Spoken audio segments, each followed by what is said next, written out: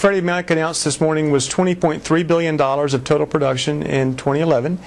Fannie did 24.88, and so that's probably the closest they've ever been in total production. Fannie usually exceeds Freddie by a lot wider margin, so they were very pleased with those rolls, and that's a very good spot for the marketplace to be in. Freddie and Fannie both collectively back in 08, if you go back to the beginning of this down cycle, were 85% of the total multifamily lending space, and their targets to get down closer to 50% because that's where they feel comfortable in playing. And of course what that means is that life companies, banks, conduits have to come back and fill that space. We're seeing that very much open up. We saw it opening up in 2011 with the life companies. The conduits made some attempts, didn't quite get there, but we think 2012 is going to be an even bigger year for that.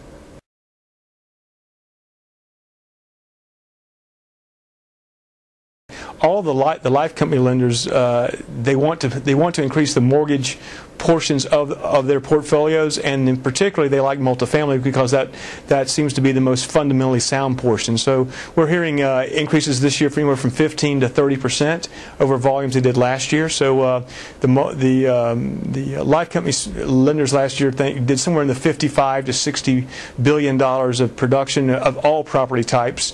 You know, somewhere between 20 to 25% of that was multifamily. They expected that to be the percentage again in 2012. So there should be plenty of choices for the borrowing community to make in 2012.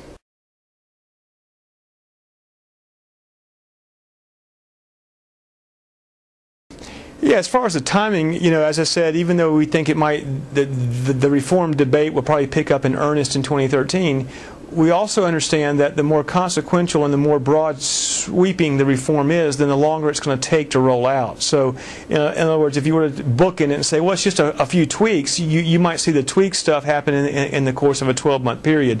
If it's a wholesale elimination, wind down of Freddie and Fannie as they currently exist, that's probably a 3 to 5 year horizon to actually accomplish that. So, from our perspective, we think the next 36 to 48 months are going to be business as usual with the agencies.